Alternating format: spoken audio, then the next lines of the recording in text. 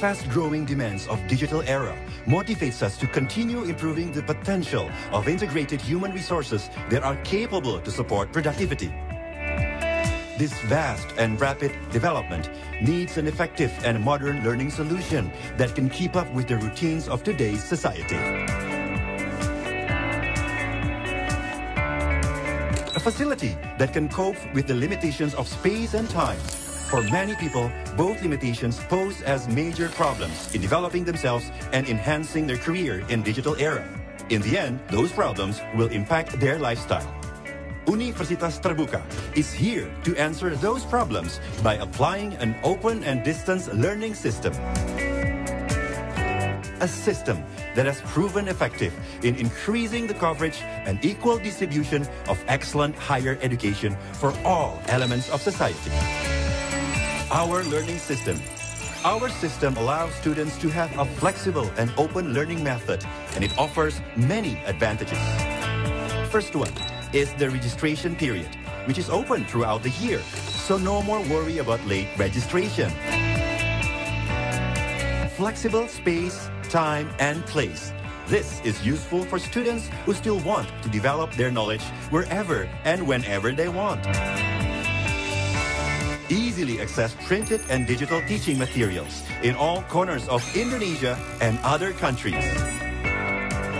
Our system gives opportunity to people from all groups and ages to learn and develop their knowledge, as well as their skills in all fields.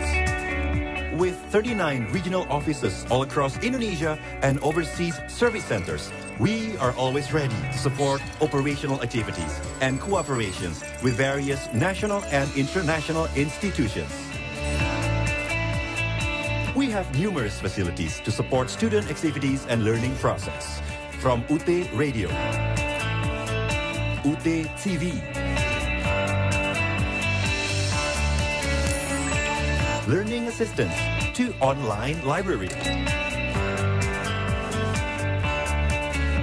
Universitas Terbuka offers you 4 credible faculties: Faculty of Education and Teacher Training, Faculty of Law, Social and Political Sciences, Faculty of Economics, and Faculty of Science and Technology. With more than 35 study programs and postgraduate programs.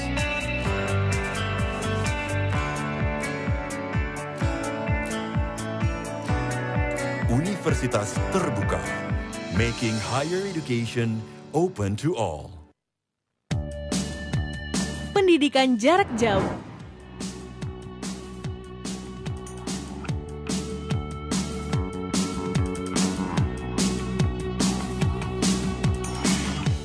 Terdapat di lebih dari 40 provinsi dan di luar negeri.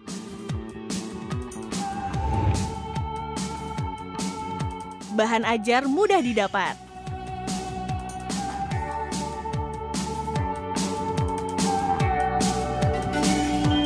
Anda sedang mendengarkan UT Radio, Open Education. Diikuti berbagai macam profesi. Assalamualaikum warahmatullahi wabarakatuh, UT listeners dimanapun Anda berada. Senang sekali saya Eka Ardini kembali menemani Anda kali ini di tutorial radio dengan topik model pengembangan kognitif Bloom dan penerapannya di lembaga PAUD. Nah ini dari Fakultas Keguruan dan Ilmu Pendidikan jurusan Pendidikan Dasar atau PAUD bersama dengan Ibu Dr. Mukti Amini MPD atau yang biasa disapa dengan Ibu Nining. Saat ini Ibu Nining juga sudah ada di studio kami UT listeners. Dan sebelum saya menyapa beliau, saya ingatkan untuk Anda yang ingin bertanya terkait dengan topik model pengembangan kognitif Bloom dan penerapannya di lembaga PAUD, silakan ya, boleh sampaikan melalui WhatsApp di 0812-10392726 atau melalui Instagram kami @radio.ut.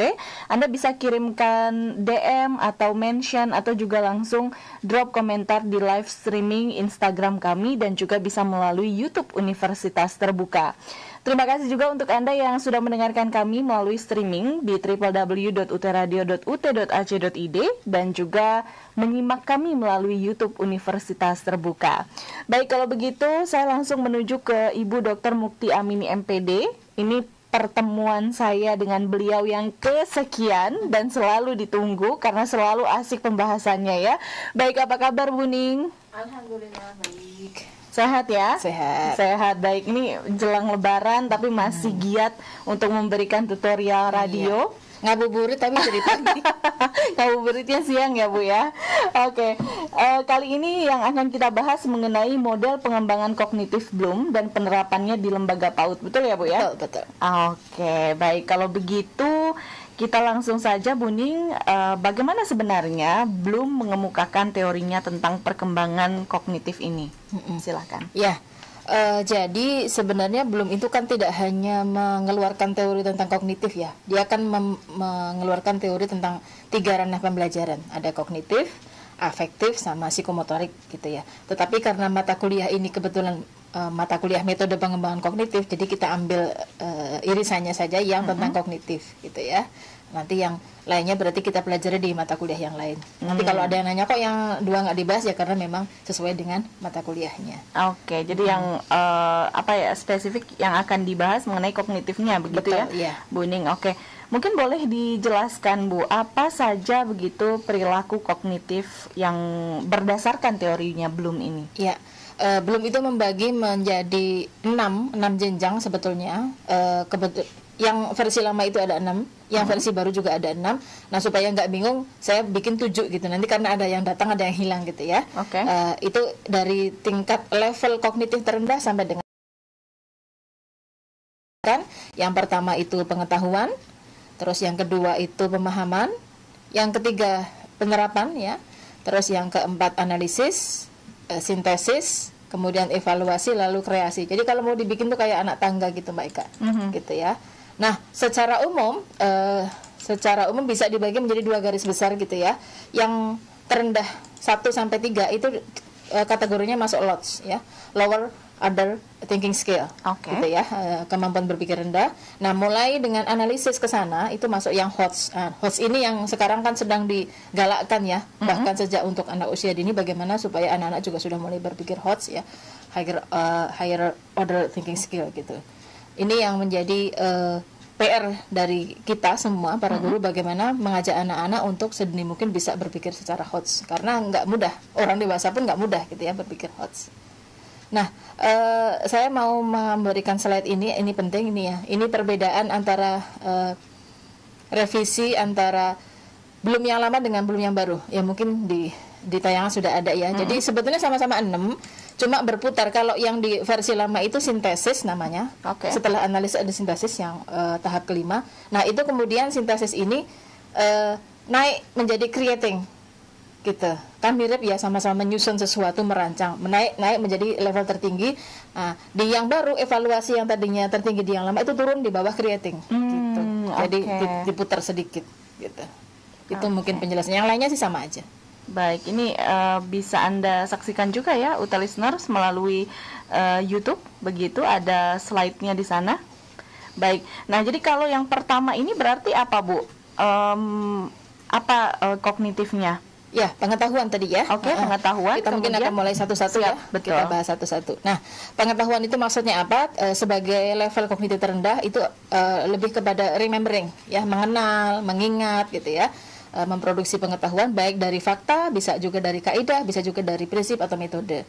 Nah, belum juga kemudian untuk memudahkan kita melacak, kan namanya kognitif itu kan harus dilihat, diukur gitu ya, harus diukur. Nah, itu ada kata-kata kerja tertentu yang memang untuk memberikan clue gitu ya, bahwa itu level pengetahuan.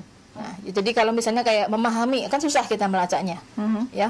Aliran kebatinan kan kalau memahami itu bagaimana mengukurnya susah. Nah, belum itu membuat kata kerja operasional namanya, yang setiap level kognitif itu ada jenisnya, ada jenis kata kerjanya. Nah, untuk yang pengetahuan ini biasanya kita membuat kata kerjanya mengingat, menyebutkan gitu ya, menunjukkan, mengulang, menghafal ya, sebatas itu masih level yang paling rendah gitu ya. Pertanyaan-pertanyaan guru juga biasanya masih sekitar recalling aja, remembering gitu ya. Siapa yang ingat gitu ya? Apa yang tadi terjadi di rumah pagi hari setelah bangun tidur sampai dengan berangkat, remembering, recalling aja. Itu yang paling simpel seperti itu. Oke, jadi kalau ada guru nanya-nanya siapa yang kemarin main di taman gitu misalnya ya, masuk berarti pengetahuan. itu pengetahuan ya Bu ya. Atau siapa yang hafal lagu apa gitu ya, lagu kan kalau anak-anak sekarang itu kan kalau saya lihat ya salah satu kekurangannya kan lagu-lagu wajib itu nggak hafal. Oke. Saya nanya anak saya sendiri aja lagu Desaku dia nggak ngerti, lagu Syukur dia antara inget apa enggak gitu. Rasa-rasanya zaman saya kecil itu semua lagu wajib deh itu kayaknya, kita tahu gitu ya, dan itu ada yang hilang kan di situ. Nah itu kan kayaknya juga perlu recalling yang semacam ini, nyanyi bareng nanti di recalling itu ya. Terendah bukan berarti jelek kan, artinya memang ada masa-masa bagaimanapun tahap itu harus dilalui gitu. Nah, oke, baik. Itu kognitif yang pertama, Bu. Kemudian yang kedua apa lagi? Nah, yang kedua tadi kan pemahaman ya, understanding. Nah, kalau pemahaman itu sudah di atasnya lagi, memang menggunakan mengingat, tetapi kemudian dia menggunakan informasi itu untuk hal yang yang lebih luas gitu ya, lebih rinci gitu ya, tanpa perlu diterapkan di suatu situasi yang berbeda. Kalau diterapkan nanti yang lebih tinggi lagi.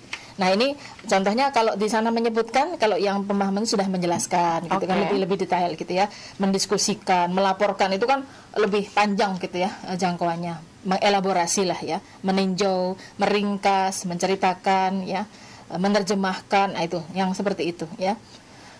Jadi nanti pertanyaan guru juga mengarahkan ke sana, yang jawabannya itu enggak yes or no atau cuma singkat tapi yang panjang. Misalnya siapa yang bisa bercerita bagaimana terjadinya hujan gitu kan, panjang gitu ya.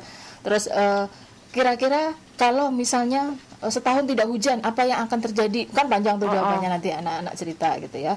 Atau misalnya coba siapa yang bisa cerita apa akibatnya kalau kamu tidak sempat makan pagi. Nah gitu-gitu kan berdasarkan pemahaman mereka akan ini. Gitu ya. Oke. Jadi lebih ke bisa menjelaskan begitu ya? Iya, bisa menjelaskan dengan lebih gamblang. Oke, kalau yang pertama sebatas pemahaman gitu, pengetahuan aja, ya. Betul. Yang kedua ini mereka seharusnya begitu bisa menjelaskan ya Bu. Ya, Baik, kemudian untuk tingkat perilaku kognitif yang ketiga ini apa Bu? Nah, yang ketiga ini kan applying ya, penerapan. Ini sudah langsung tindakan konkret ya, jadi sudah memahami. Nah, kemudian bagaimana istilahnya mewujudkan pemahaman itu dalam situasi yang lain yang konkret gitu ya. Nah, makanya kata kerjanya juga sudah lebih konkret, misalnya menggunakan, mengerjakan, menghitung ya, memberi contoh, bereksperimen ya, melakukan sesuatu, eksplorasi, membuat itu juga sudah masuk di sini, mempraktekkan dan seterusnya ya.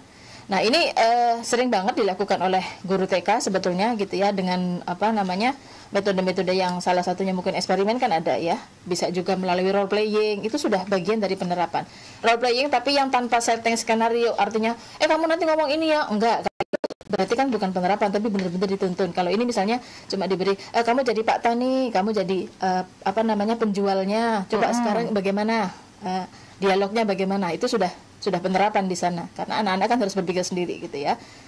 Bisa juga misalnya melalui simulasi bermain jual-jualan gitu ya. Guru membawa beberapa buah, terus kalau ini mengenalkan konsep pengurangan penjumlahan itu kan dengan benda konkret. Kalau di anak-anak biasa tuh, coba sekarang Bu Guru punya 10 jeruk, terus Ibu bagi 3 ke Ani, 2 ke Budi, sekarang tinggal berapa, kan anak-anak sambil melihat, itu juga sudah penerapan gitu ya, yang seperti itu. Termasuk yang sering diadakan di TK-TK itu market day ya, anak diberi uang misalnya berapa, uang beneran gitu ya, bukan uang mainan, terus kemudian berbelanja nanti habis berapa, kan dia berhitung gitu ya. Kan sekarang suka ada market day, ada juga mungkin berkunjung ke toko terdekat, mereka tuh diminta untuk belanja sambil nanti melaporkan apa saja yang dibelanjakan, habis berapa, kembaliannya berapa. Nah, ternyata itu lebih bermakna lah bagi anak daripada cuma sekedar soal cerita yang mengerjakan di papan tulis gitu ya. Gitu. Daripada mereka disuruh si ini beli ini gitu ya. Kan termasuk kalau yang saya lihat ya, kalau kata guru matematika banyak yang melaporkan soal cerita itu kan dianggap soal yang paling sulit. Ya karena tidak konkret, hanya berupa tulisan saja, terus kita diminta membayangkan gitu ya. Makanya memang kalau dari awal kita sudah mengajarkannya sudah berupa konkret seperti itu, diharapkan memang dengan tulisan itu dia sudah mentalnya itu jalan untuk membayangkan gitu loh. Membayangkan sehingga langsung benar nanti jawabannya seperti itu. Oke, ini lebih ke prakteknya langsung begitu ya, Bu. Baik, satu lagi Bu, untuk yang kognitif keempat, ini apa? Yang keempat itu kita sampai pada tahap analisis ya. Analisis sudah menerapkan, sekarang menganalisis. Maksudnya apa? Analisis itu kan memisah-misahkan ya, menguraikan lagi yang suatu unsur atau suatu bahan menjadi bagian-bagian terkecil yang satu bagian dengan bagian lainnya itu punya hubungan yang jelas gitu. Itu analisis gitu ya. Contoh kata kerjanya misalnya membedakan ya, menguji, mengkategorikan atau menggolongkan, mengelompokkan, menyusun susunan gitu ya, menguraikan, membandingkan, itu sering yang kita pakai ya. Nah, contohnya apa ya bisa dilakukan di TK, misalnya sering banget guru meminta untuk mengelompokkan sesuatu. Misalnya mengelompokkan bahan pangan ya. Jadi dalam satu keranjang itu ada macam-macam, ada jenis sayuran macam-macam, buah-buahan, ada lauk pauk, ada apa gitu ya. Coba sekarang dipisahkan, yang sayur letakkan di kardus A, yang buah letakkan di kardus B, yang lauk pauk di kardus C. Anak-anak yang jalan. Jadi bukan cuma ini loh, yang kurang bermakna yang kadang-kadang guru-guru terjebak itu cuma memasangkan di kertas. Iya, betul, ya kan? betul. Sayur, gambar sayur mana gitu ya. Nah, itu sebenarnya boleh, tapi sebetulnya kurang bermakna. Gitu ya, lebih bagus action langsung gitu ya. Anak-anak benar-benar tahu ini sayur ini, pegang bendanya, dia pindahkan. Itu lebih akan bermakna dan teringat. Insya Allah sih selamanya gitu. Kenangan-kenangan itu sehingga ya jadi pengetahuan yang benar-benar hots tadi. Gitu ya. Oke, jadi bukan hanya melihat dari gambar ya anak-anak, tapi memang bisa melihat, bisa memegang bagaimana bentuknya gitu. Betul. Ya, bagaimana warnanya, ngelihat langsung, bukan hanya dari tulisan atau juga dari gambar ya Bu. Ya, termasuk kayak misalnya membandingkan tinggi beberapa benda, kan mungkin kalau mau dibilang praktisnya ya udah pakai gambar aja, kan suruh ngurutin 1, 2, 3 mana. Tapi itu kurang bermakna. Lebih bagus lagi memang kita siapkan beberapa benda dengan tinggi yang berbeda-beda. Coba kamu urutkan. Ya, kita hanya ngasih nomor aja 1, 2, 3. Nomor 1 itu paling tinggi sampai ke rendah seperti apa gitu ya. Ini banyak dipakai juga alat-alatnya, cuman kadang-kadang mungkin tinggal ketelatenan guru untuk meng-create alat-alat ini menjadi pembelajaran, karena ada mainan bayi yang bulat-bulat kayak donat itu ya. Dari besar ke kecil, ini juga sebetulnya analisis yang sangat sederhana ya, dari bukan warnanya yang dilihat, tetapi kan lebih kepada besarnya, dari besar ke kecil. Kalau langsung masuk yang kecil kan yang gede nggak bisa masuk gitu. Nah, ini juga bagian dari analisis, meskipun mungkin anak-anak kalau bayi tentu saja masih coba-coba gitu ya, dia tidak menganalisis, dia lebih kepada trial and error. Tetapi anak yang lebih besar, anak usia dini, saya rasa sudah bisa berpikir dari ini gede, masuk duluan, dibandingin ini ini lebih gede lagi, ini duluan gitu. Seperti itu. Oke, ini menarik ya, listeners.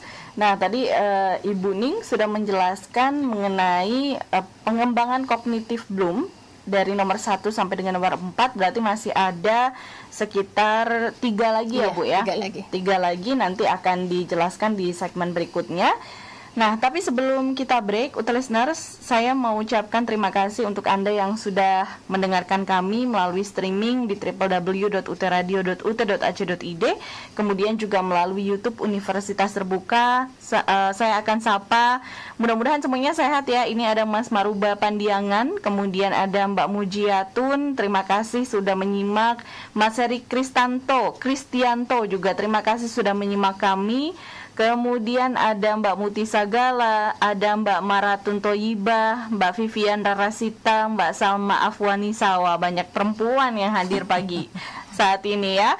Baik, listeners, jangan kemana-mana. Nanti setelah ini kami kembali lagi, tentunya masih dengan topik model pengembangan kognitif Bloom dan penerapannya di lembaga PAUD. Ini adalah dari Fakultas Keguruan dan Ilmu Pendidikan, jurusan Pendidikan Dasar atau PAUD, bersama dengan Ibu Dr. Mukti Amini MPD. Tetap bersama kami di UT Radio, Open Education Station for All.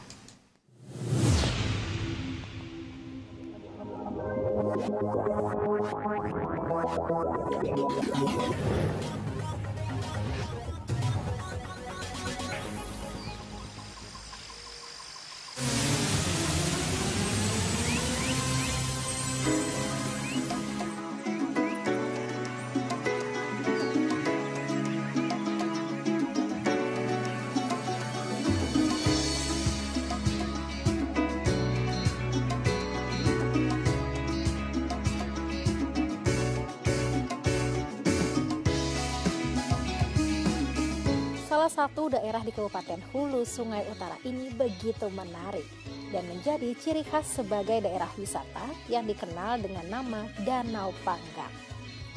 Danau Panggang ini terkenal dengan alamnya yang eksotis, karena daerah ini 65%-nya adalah rawa dan danau, serta pemandangan alami yang menarik melihat kerbau-kerbau rawa berenang.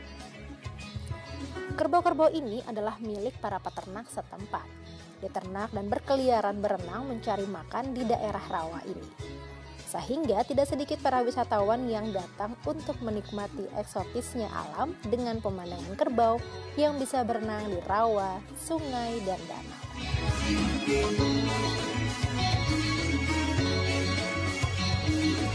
Begitu juga pemandangan yang sama dapat terlihat di wilayah Kecamatan Paminggir yang berada di sebelah barat Kecamatan Danau Panggang. Secara geografis dari dua kecamatan tersebut menunjukkan kabupaten ini sebagian besar terdiri dari dataran rendah dan banyak digenangi air. Dan transportasi masyarakatnya pun pada umumnya menggunakan transportasi air atau bus air ini.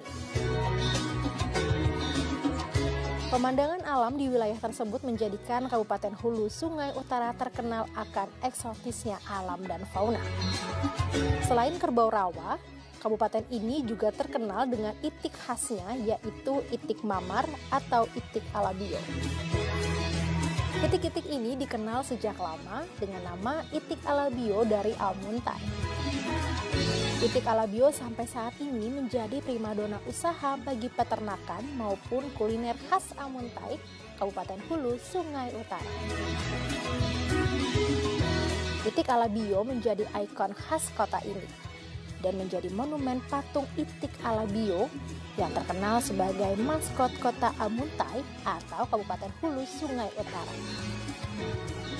Kota Almuntai terletak di pertemuan antar beberapa sungai.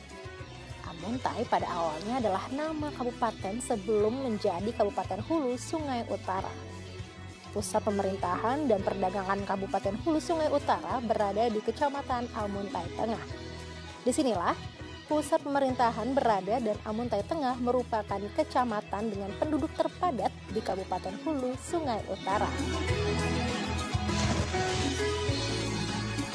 Ikon kotanya sebagai landmark Kabupaten Hulu Sungai Utara bisa terlihat di berbagai tempat, mulai dari peninggalan sejarah seperti masjid yang didirikan pada permulaan abad ke-19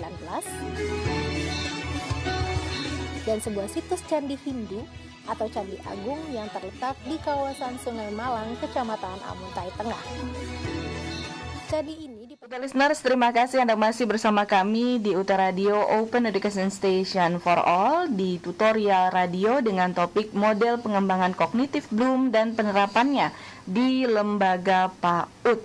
Dan ini adalah mata kuliah begitu yang diambil dari Fakultas Keguruan dan Ilmu Pendidikan, jurusan Ilmu Pendidikan Program Studi S1 PG PAUD, listeners. Nah, barangkali ada mahasiswa-mahasiswi PG PAUD yang saat ini tengah menyaksikan kami atau menyimak melalui streaming Utaradio www.utaradio.ut.ac.id atau melalui YouTube Universitas Terbuka dan punya pertanyaan, sebenarnya bukan hanya mahasiswa-mahasiswi ya Bu ya, iya, tapi siapapun terkait dengan model pengembangan kognitif Bloom, silahkan bisa Anda sampaikan melalui WhatsApp di 081210392726, melalui Instagram kami juga bisa mention, bisa DM atau drop komentar langsung @radio.ut dan juga melalui kolom komentar di YouTube Universitas Terbuka.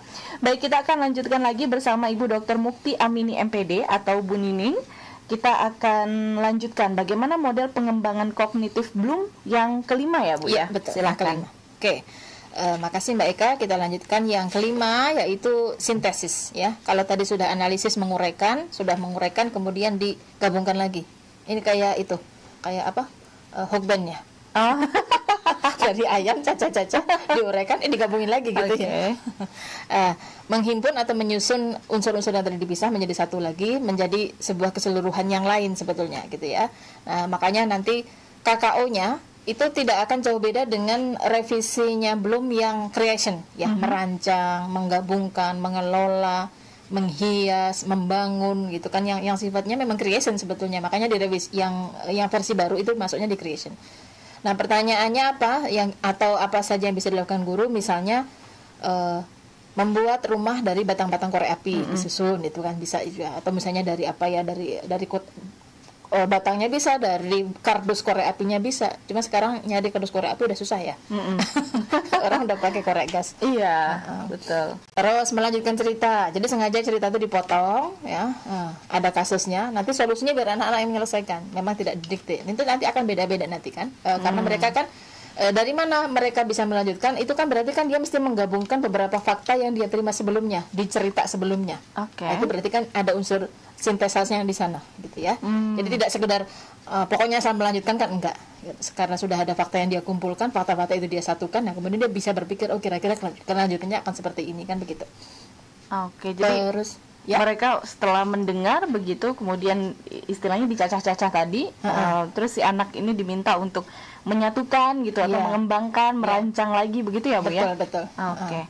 Bisa juga misalnya guru mengajak anak-anak untuk meronce dengan pola tertentu gitu ya. Itu juga bagian dari sintesa kan gitu. Misalnya setiap anak nggak harus sama polanya. Jadi bukan diajarkan pokoknya habis merah, kuning, hijau, merah, kuning, hijau. Ya bisa saja mereka diminta untuk membuat pola sendiri gitu ya, sampai konsistensi. Itu juga bagian dari sintesa. Jadi kalung yang cantik gitu ya, jadi gelang. Itu juga sudah sintesa. Terus misalnya juga kalau yang di rumah nih misalnya nih para orang tua kan, kalau ilmu PAUD ini memang sebetulnya kan ilmunya general banget ya, bisa dipakai untuk semua orang tua bisa, untuk guru bisa.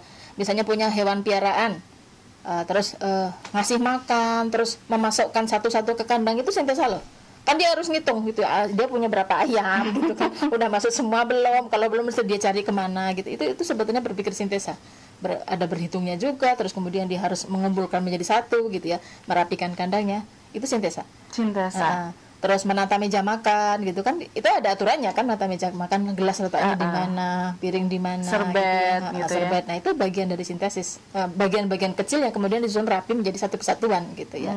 Termasuk menghias kelas. Itu juga sintesis. Kan tidak asal ya. Apalagi kalau di dunia PAUD itu kita kan ada pembelajaran tematik tuh. Nah, kelas itu kan biasanya kita sesuaikan dengan tema. Tentu kan anak-anak akan diajak berpikir apa saja sih yang perlu ditempelkan, apa saja yang perlu dipasang yang sesuai dengan tema. Gitu. Temanya alam gitu misalnya. Saya pernah lihat bagus banget ya, nggak tahu ini banyak kerja gurunya apa anaknya, menghias kelas itu temanya itu kapal Nabi Nuh. Itu di pojokan kapal itu di pojokan kelas tuh bener-bener ada kapal gitu ya, kapal besar dibuat dari ya bukan kayu sih ya, kardus tapi kokoh begitu. Terus karena kapal Nabi Nuh kan ceritanya kan ada hewan-hewan berpasangan tuh. Nah, di dinding-dinding kapal itu ditempel hewan karya anak-anak. Ditempel penuh gitu hewan-hewan berpasangan. Jadi mungkin kapalnya dari gurunya, tapi hewannya dari anak-anak gitu. Ini menarik ya listeners. Jadi ternyata ada pola sintesa seperti itu. Sebenarnya ini udah hari-hari kita alami ya. Berarti kalau anak diminta untuk ini nih nyusun atau ngerapihin di meja makan, ditata atau apa, itu juga bagian dari keseharian sebenarnya. Sebetulnya. Ya. Dan salah satu dari pengembangan kognitif Bloom ternyata. Betul. Baik, setelah yang kelima ada yang keenam, ini apa Bu? Yang keenam, kalau yang versi lama ini yang tertinggi adalah evaluasi, tapi kalau untuk versi yang terbaru evaluasi ini menjadi nomor 5 sebenarnya ya, yaitu memberikan pertimbangan nilai atau menimbang gitu ya dari sesuatu untuk kemudian menjadi keputusan. Intinya seperti itu ya. Nah, pertimbangannya ini bisa internal dari dia sendiri, bisa juga dengan meminta pendapat orang eksternal, itu boleh. Termasuk kalau kita orang dewasa ya, evaluasi itu kan kalau di bab 2 itu kan seperti itu tuh ya. Teori ini, nah, kita bikin konklusinya atau kita mengatakan bahwa teori ini ternyata tidak sesuai dengan si ini, teori A tidak sesuai dengan si B, bedanya di sini. Itu kan kita sebetulnya mengevaluasi tapi dari pendapat eksternal. Nah, kalau anak-anak seperti apa? Sebelum ke sana KKU-nya ya. KKU-nya dulu misalnya menilai, mempertimbangkan ya, menafsirkan, menerjemahkan, memutuskan. Itu bagian dari evaluasi. Menaksir, menentukan prioritas. Ini kan anak-anak juga perlu dilatih ya. Nah, itu bagian dari evaluasi. Contohnya apa? Contohnya misalnya kalau menentukan prioritas, misalnya kira-kira apa yang paling baik dilakukan pada saat siang hari untuk anak-anak seusia anak-anak usia 5 tahun misalnya, kan dikasih pilihan gitu ya. Coba diurutkan mana yang paling baik, paling penting dilakukan, sampai yang tidak penting. Ada main game, ada tidur siang, ada apa gitu ya. Itu kan bagian dari evaluasi. Tidak sekedar mengurutkan seperti yang di di analisis, tidak, tapi ini memang sudah berpikir, sebaiknya begini, sebaiknya begitu. Atau misalnya ketika misalnya mau berangkat sekolah, ketemu nenek-nenek yang memang harus diajak dibantu jalan dengan resiko terlambat misalnya sekolahnya, mana yang lebih penting, resiko terlambat sekolah dengan menolong si nenek-nenek itu, atau karena takut terlambat sekolah ya udah biarin aja si nenek-nenek itu ditinggalkan saja. Nah, itu kan bagian dari evaluasi. Di sana sudah ada pertimbangan moral juga kan, gitu ya, tidak hanya sekedar pengetahuan tapi sudah sampai masuk ke ranah moral bahkan. Itu bagian dari memilih. Bisa juga yang sifatnya sesuai dengan kondisi terkini, kayak sekarang misalnya ada pandemi gitu ya. Coba anak-anak bisa cerita enggak apa saja sih yang perlu dilakukan untuk menjaga kesehatan, menaati prokes ya, supaya kita tidak tertular COVID. Nah, itu kan mereka akan cerita tuh. Terus kalau ada orang yang seperti ini bagaimana? Orang yang seperti ini bagaimana? Mereka bisa mengevaluasi kan nanti. Jadi artinya dengan adanya evaluasi, anak-anak tuh jadi tahu, yang harus saya lakukan tuh seperti ini. Perkara orang lain tidak melakukan itu, ya silahkan gitu. Jadi dia jadi punya kekuatan untuk memutuskan ini loh yang baik gitu. Itu kan bagus ya buat anak-anak. Berarti ini istilahnya begitu Bu, anak diajak untuk berpikir kritis ya, betul, dan mengevaluasi berbagai hal. Ya, gitu. Saya kira tadinya nggak boleh gitu, takutnya masih anak-anak nanti jadi beban pikiran gitu. Asal penyampaiannya tidak terlalu sering-sering ya. Terus kemudian ya memang dengan bahasa-bahasa biasa. Dan saya rasa sebetulnya kalau memang dialog kita sehari-hari sudah seperti itu, anak-anak itu akan sampai ke sana. Kadang-kadang kita yang mungkin terlalu underestimate gitu ya, kayaknya enggak deh, ini ketuaan deh kalau ngomongin soal ini. Ternyata enggak, ketika mereka dimintai pendapat mereka ngerti kok kritis ya. Saya ingat banget anak saya almarhumah yang masih TK waktu itu ya. Dia itu pulang sekolah kan dijemput mbaknya karena saya masih di kantor. Terus ada temennya itu yang dijemput oleh neneknya gitu. Dia bisa bilang loh ke mbak saya itu, bilang gini, mbak itu kasihan ya si nenek ya, kan dia udah tua, kenapa nggak mbaknya aja atau mamahnya aja yang jemput, ya kan kasihan nenek mah harusnya di rumah aja. Itu kan berarti dia sudah mengevaluasi gitu ya, menempatkan seseorang gitu. Padahal masih usia playgroup, malah waktu itu masih sudah bisa bilang seperti itu. Ternyata karena keseharian banget, saya jadi ingat dulu adik saya ya Bu. Jadi ada saya bilang gini, nanti Mbak mau tinggal di sini gitu. Terus kata dia, jangan, nanti anaknya kasihan, nggak ada teman. Karena kayak nggak bersosialisasi lah gitu sama tetangga. Itu padahal masih kecil, masih TK. Berarti kan itu mereka dari mengamati, kemudian menggabungkan berbagai fakta tadi, sintesis, lalu kemudian mengevaluasi, gitu dia melihat. Oke, baik. Nah, kemudian tadi 6 itu evaluasi Bu. Berarti ini ada satu lagi ya, kata ada Bu, satu lagi yang revisinya belum, itu yang kita sebut dengan kreasi gitu ya. Nah, kreasi ini kalau yang versi lama sebetulnya sintesis, sama saja gitu ya, hampir sama. Yaitu menciptakan sesuatu dari unsur-unsur itu menjadi sesuatu yang baru, kan hampir sama dengan sintesis tadi ya. Jadi kata kerjanya juga nggak jauh beda, membangun, merencanakan, memproduksi, kan sama kan, merancang ya. Mengkombinasikan, merekonstruksi, menciptakan, create. Intinya itu menciptakan sesuatu, tetapi bukan menciptakan asal aja, enggak. Berdasarkan tahapannya tadi, dari sudah mengetahui, sudah memahami, kemudian dia sudah menerapkan, sudah sampai analisis, baru kemudian menciptakan. Gitu ya. Apa kira-kira yang bisa dilakukan oleh anak TK? Ada beberapa hal. Misalnya, ya tadi merombak kelas dengan sesuatu yang baru gitu ya, tema yang baru itu kan tadi sudah ya di sintesis kita bahas. Atau misalnya kita sudah punya contoh bangunan yang bagus dari balok-balok gitu ya, terus kita gitu ya, kita rentukan, coba sekarang kita bikin yang kayak tadi, kira-kira bisa nggak? Itu bagian dari merekonstruksi gitu. Itu boleh saja. Jadi anak-anak diminta mengamati saja dulu, terus tapi dihancurkan bangunannya, diminta untuk nyusun misalnya, seperti itu boleh.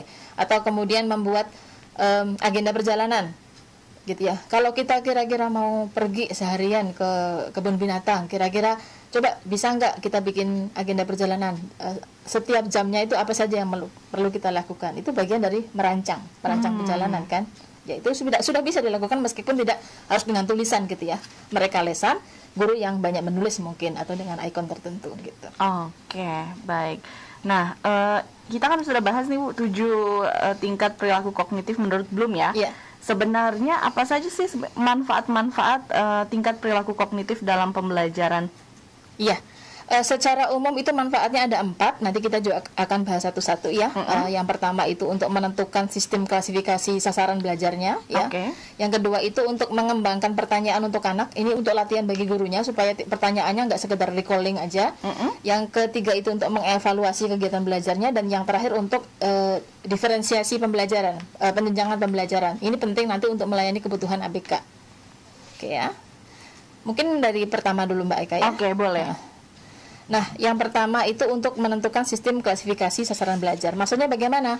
Maksudnya adalah kalau sudah ada perilaku kognitif yang berjenjang seperti itu, nanti kan guru kan menjadi lebih mudah ya, lebih mudah untuk istilahnya mengukur. Kan tadi sudah ada kata kerja operasionalnya gitu ya. Jadi lebih mudah mengukur sudah tercapai apa belum tingkat itu gitu ya. Misalnya untuk karena dia menggunakan kata menggolongkan berbagai jenis tadi misalnya makanan, oh berarti ini analisis sudah tercapai. Anak-anak sudah bisa berpikir sampai tingkat analisis. Misalnya anak-anak sudah bisa bercerita dengan detail, bahkan mungkin bikin miniaturnya bagaimana cara mencegah erosi atau mencegah banjir gitu. Itu berarti sudah bahkan sudah sampai evaluasi dan seterusnya. Jadi dari apa kegiatannya itu guru sudah bisa berpikir, oh ini anak sudah sampai HOTS kesekian gitu ya. Oh ini masih recalling saja. Kan setiap anak tidak sama gitu ya, meskipun dalam satu kelas nanti kan pencapaiannya nggak akan sama. Ada mungkin untuk menjawab satu dua kata tapi begitu disuruh describe lebih panjang, menceritakan saja sudah nggak bunyi misalnya. Ya kan kita nggak bisa memaksakan gitu ya. Tetapi ini pun sudah bisa dialihkan. Oh mungkin dia kalau lesan nggak bunyi, tapi nanti mungkin kalau dengan gambar dia bunyi gitu. Ada anak yang memang lebih aktif di motorik halusnya gitu. Dia bisa cerita ketika ada sesuatu, itu juga bisa gitu ya. Kemudian manfaat yang lainnya, Bu? Manfaat yang kedua itu untuk mengembangkan pertanyaan pada anak.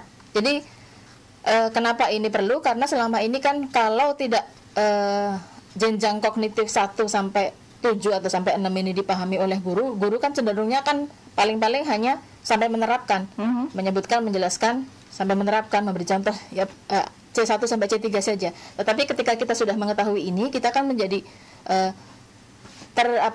termotivasi untuk membuat pertanyaannya lebih tinggi lagi. Ternyata bisa kok anak usia dini gitu ya, atau melakukan kegiatan yang bisa mengasah ke tingkat kognitif yang lebih tinggi tadi. Dan memang ini agak mungkin untuk awal-awal sulit, sehingga guru perlu latihan ya. Mungkin perlu ditulis dulu. Ya tidak apa-apa. Ya, saya pernah lihat di TK Al-Azhar itu bahkan untuk kata-kata sehari-hari yang harus diucapkan, yang yang yes dan no itu ada ditulis. Itu ada panduannya, apa yang boleh diucapkan, apa yang tidak boleh diucapkan. Guru itu memang ditulis semua. Itu kan menjadi reminder buat kita gitu ya. Oh, kalau yang pertanyaan seperti ini masuk sintesis. Oh, kalau pertanyaan seperti ini masuk evaluasi, sehingga pas mempraktekkan tuh kita enggak apa ya gitu ya, spontan gitu enggak, tapi memang sudah kita rencanakan.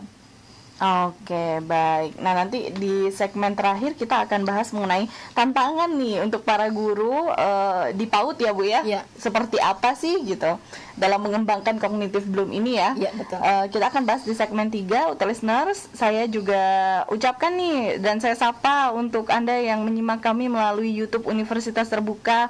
Ada Mbak Nat Malvision, kemudian Mas Irfan Frehmat, ada Mbak Kenti Martiastuti, Mas Ahmad Sujai hadir menyimak, Mbak Dewi Sartika hadir katanya, Mbak Hairul Huda, Mbak siapa?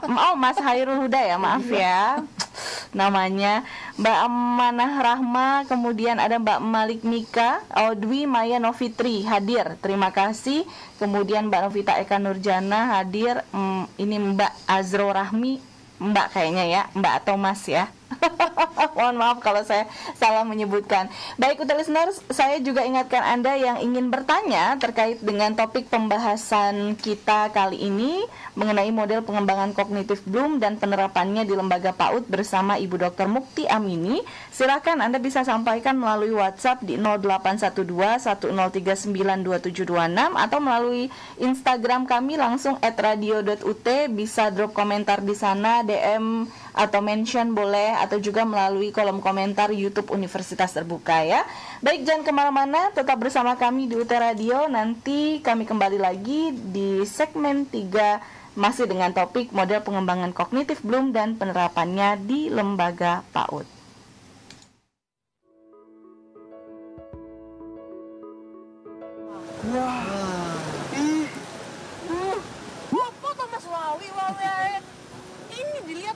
bagus ini loh ya kan? Iya. Waduh Mbak Sri, aku seneng banget loh, seneng banget. Akhirnya aku kesampaian Mbak Sri. Aku kuliah sambil nelayan. Wah, aku pengen cepet-cepet ke universitas terbuka. Sampean iki dibilangin dari dulu nggak pernah mau mesti ngeyel. Iya Mbak, dia itu maunya cari ikan aja, cari duit. Makanya, nih Mas Santo, saya kasih tahu. Universitas terbuka itu ada di mana-mana. Wah, universitas terbuka ada di mana-mana. Ada di sekitar kita. Ada di sekitar kita. Wah, iya wes kalau gitu. Mas Toh, mau kemana toh? Mau ke UT. Aku ditinggal ya. Tunggu. Hati-hati Mas Toh.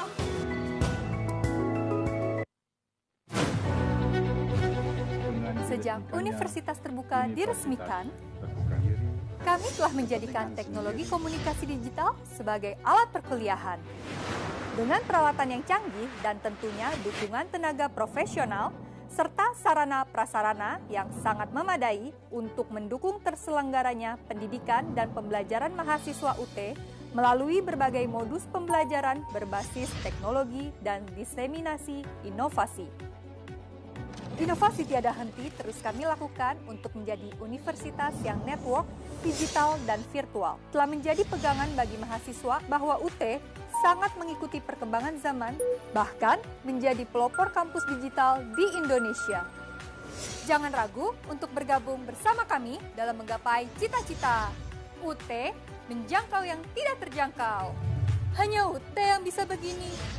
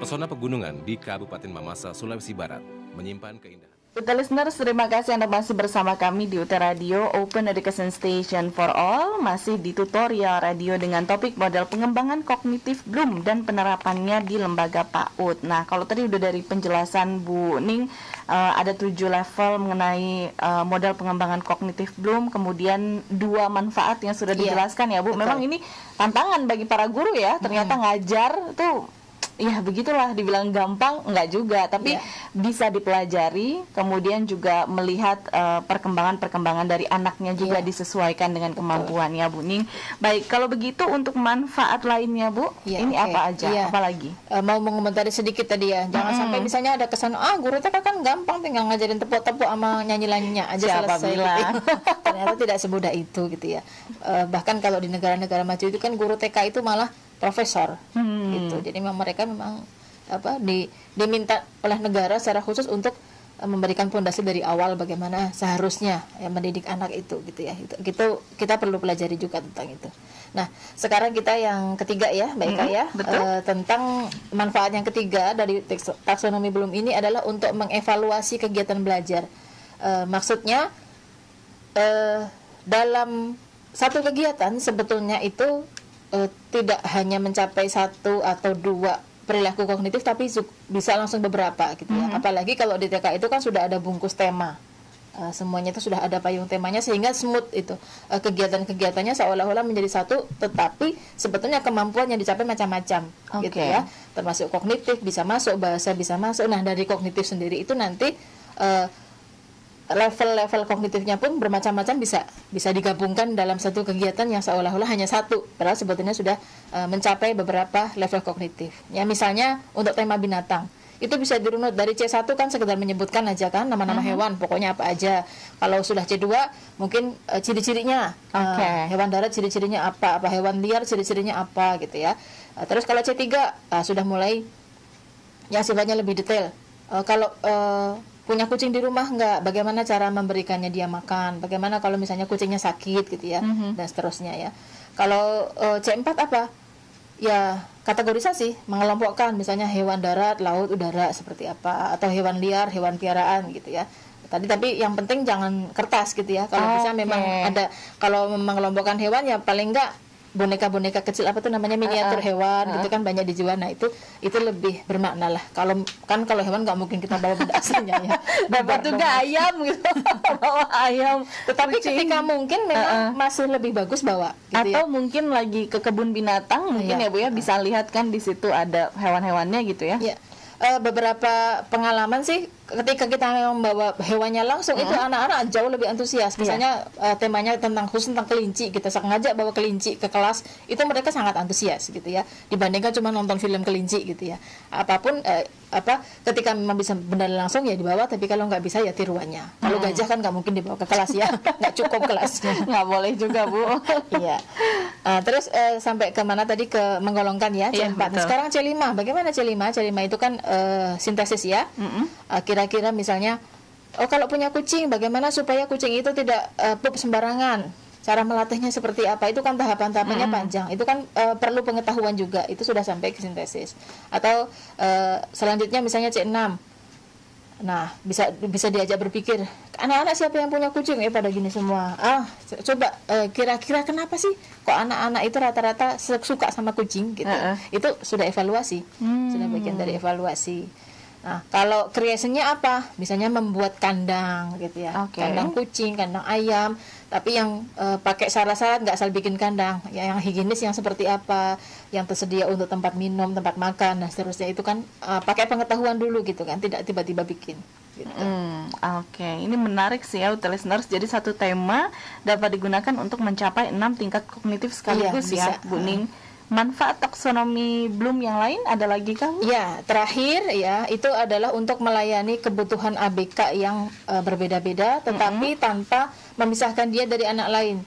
Jadi ini sebetulnya di pekannya lalu kita sudah menyampaikan seperti ini ya, bahwa perlu juga ada perbedaan tugas, tingkat kesulitan tugas itu disesuaikan dengan kemampuan. Nah, di sini perlunya itu ya.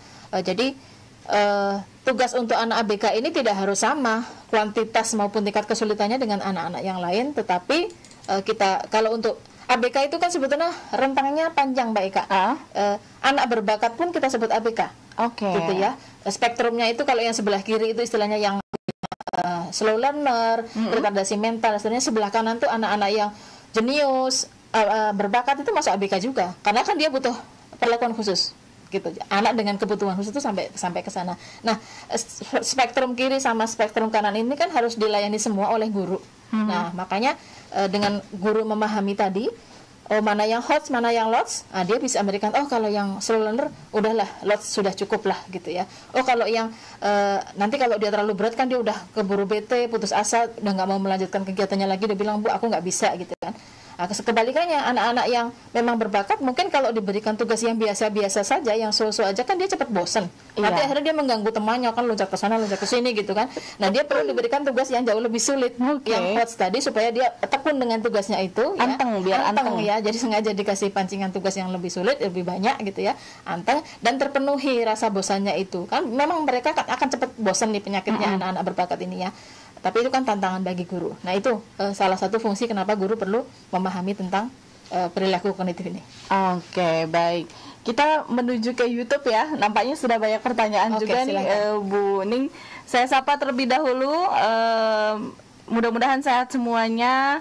Mas Antonius Cakra, terima kasih sudah hadir. Mbak Kristina, ya kok saya Mbak, kata Mas Hairul Huda. Saya ingetnya tuh Nurul Huda kan teman saya perempuan ya. Tutor PAUD soalnya. Oke, baik. Mudah-mudahan sehat ya Mas Hairul Huda. Terima kasih sudah menyimak kami. Kemudian Gian, saya ingin bertanya dong, boleh silahkan ya, pertanyaannya ditunggu. Ini udah sesi akhir loh. Mbak Rohmah Ageng Mursita hadir menyimak, Mbak Isa Hidayati hadir, Rasio hadir, kemudian Ipong Suginarti hadir. Nah, pertanyaannya dari Mbak Maria Teresia. Selamat siang Dr. Mukti, perkenalkan nama saya Maria Magdalena Antonia, mahasiswa UT Jakarta Timur S1 Ilmu Komunikasi. Pertanyaannya adalah metode apa yang dapat digunakan untuk mengembangkan kognisi anak TK? Ya, jawab dulu kali ya Bu. Boleh. Silahkan. Ya. Ini beda jurusan tapi menyimak ya, ilmu komunikasi. Oke, ya gini Mbak Maria nih. Makasih Mbak Maria. Jadi memang ya makanya saya katakan tadi kalau ilmu PAUD itu sebenarnya general, apalagi kalau ibu-ibu atau calon ibu memang ya butuh ya ilmu PAUD ini. Tentang metode apa yang bisa digunakan untuk mengembangkan kognitif, sebetulnya semua metode itu bisa dijalankan. Kan kalau di TK itu ada beberapa metode ya, dari metode bernyanyi, terus metode bermain peran, demonstrasi, eksperimen, semuanya itu menyentuh level-level perilaku kognitif tadi, gitu ya. Mana yang cocok? Misalnya kalau untuk eksperimen, tentu itu lebih kepada apa ini kalau eksperimen kira-kira evaluasi kan? Evaluasi gitu ya. Kalau misalnya role playing ini mungkin bisa ke penerapan gitu ya. Ya seterusnya. Jadi dilihat metodenya sesuai dengan tingkat kognitifnya. Saya rasa semuanya bisa masuk. Yang penting kalau di anak usia dini ya bukan metode yang full ceramah, bubar. Kalau full ceramah tentu yang harus banyak hands on learning gitu ya, anak-anak nyoba langsung. Ya udah gede juga kalau ceramah pada ngantuk. Apalagi puasa ya. Lemes. Oke, ini dari itu ya jawabannya Mbak Maria Magdalena Antonia. Terima kasih pertanyaannya sudah dijawab sama Ibu Ning. Kemudian dari Mbak Salma Afwanisa. Izin bertanya, kita tahu bahwa dalam satu kelas anak-anak memiliki tahapan kognitif yang berbeda. Betul. Yang ingin saya tanyakan, bagaimana seharusnya sikap guru? Apa stay di satu tahap sampai semua anak mampu atau bagaimana? Nah, ini cocok sekali dengan yang kita bahas tadi, yang manfaat keempat sebetulnya. Kita perlu ada diferensiasi pembelajaran itu ketika memang kita sebagai guru kan kita sebagai observer juga. Kita sudah bisa memetakan kan. Makanya kalau tidak bisa individual ya paling enggak pengelompokan, kan saya sering bilang begitu ya, pengelompokan rendah, sedang, baik gitu ya. Paling enggak tugasnya dibagi 3 kelompok, itu tingkat kesulitannya. Jadi memang nanti ya kita harus menandai yang masuk rendah itu bukan berarti nanti satu kelompok satu meja itu rendah semua, enggak. Duduknya sih mungkin mencar-mencar, tapi kita di kepala itu sudah ngerti, oh anak saya yang kira-kira tugasnya itu harus lebih mudah atau mungkin cukup C1 C2 si ini. Oh anak saya yang kira-kira rata-rata biasanya lebih banyak nih ya, kan kurvanya begini. Ini biasa-biasa aja. Ini berarti mereka C3 bisa lah gitu ya. Oh ini yang memang kelihatan suka lari-lari di kelas karena berbakat, karena saking pinternya. Ini kasih tugas ada yang C5 nih kayak gini nih kerjaannya gitu. Kita sudah menandai itu. Jadi perlu memang guru itu menyiapkan itu jenis kegiatan yang berbeda, kegiatannya sama tapi tingkat kesulitan dan kuantitasnya berbeda, itu yang diutamakan. Kayak yang tadi itu ya Bu, kalau anaknya karena bagi dia udah gampang nih soal gitu ya, kasih yang rada-rada sulit gitu ya biar dia anteng gitu kan, nggak ngegangguin temennya yang lain. Betul. Oke. Itu pertanyaannya sudah dari YouTube ya. Kemudian Mas Hairul Huda bisa di-share PowerPoint-nya Bun katanya. Ya, nanti di Japri aja ya. Oke. Kemudian ada Mas Sri Tepen. Salam kenal dari UPBJJ Jakarta Teknologi Pendidikan. Terima kasih sudah menyimak kami ya. Terima kasih. Baik. Ini lintas prodi ya, ada Tepen dari ilmu komunikasi. Terima kasih semuanya. Ramai pokoknya. Baik Bu Ning, boleh memberikan kesimpulan terkait dengan apa yang kita bahas kurang lebih 1 jam ini mengenai model pengembangan kognitif Bloom dan penerapannya di lembaga PAUD. Silakan. Iya. Jadi salah satu tugas utama guru itu kan adalah mengembangkan kognitif anak. Nah, sebelum kita bisa mengembangkan kognitif anak, supaya kita tahu apa saja yang perlu kita kembangkan, kita perlu mengetahui level kognitif ini yang salah satunya bisa kita ambil dari pendapat Bloom. Nah, Bloom kemudian membagi menjadi 6 ya sebetulnya, kalau kita bilang 7 tersalah lagi. 6 versi lama, 6 versi baru. Saya langsung ke yang versi baru saja.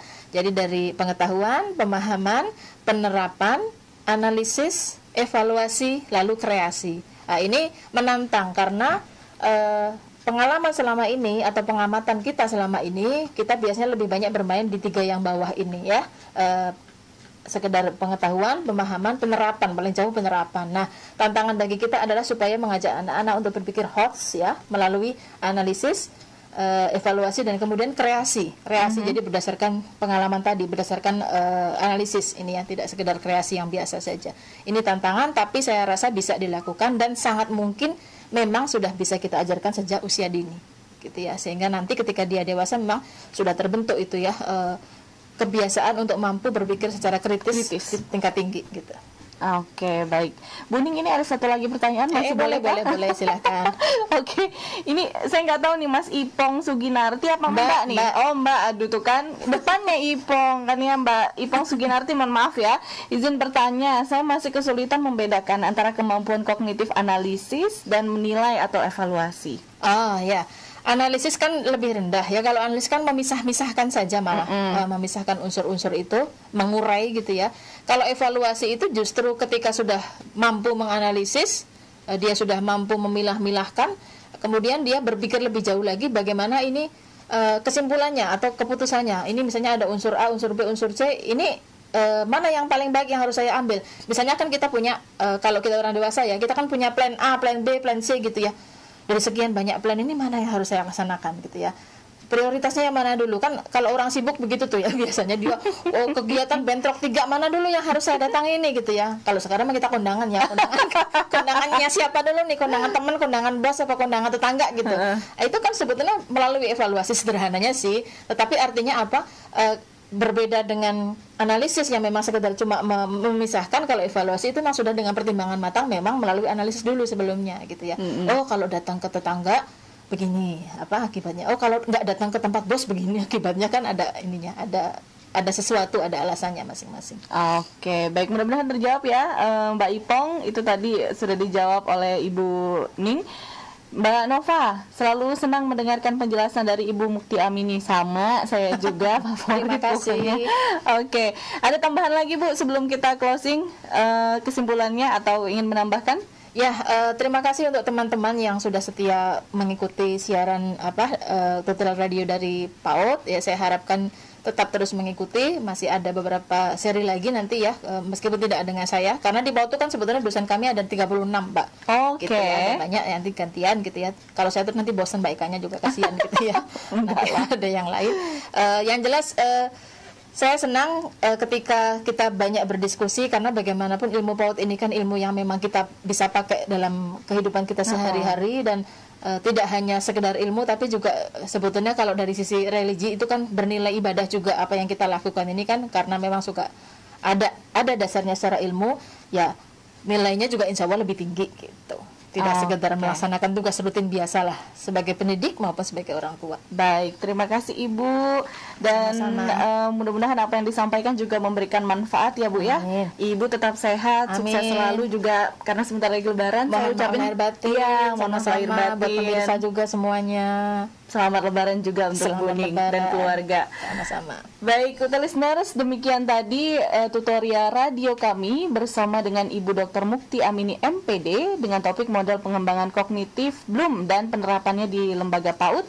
Saya ucapkan terima kasih juga ya untuk Anda yang benar-benar sudah menyimak dan memberikan pertanyaan melalui YouTube, dan juga mendengarkan kami melalui streaming di www.utradio.ut.ac.id. Dan saya masih akan terus melanjutkan kebersamaan kita di UT Radio, jadi jangan kemana-mana, tetap bersama kami di UT Radio, Open Education Station for All.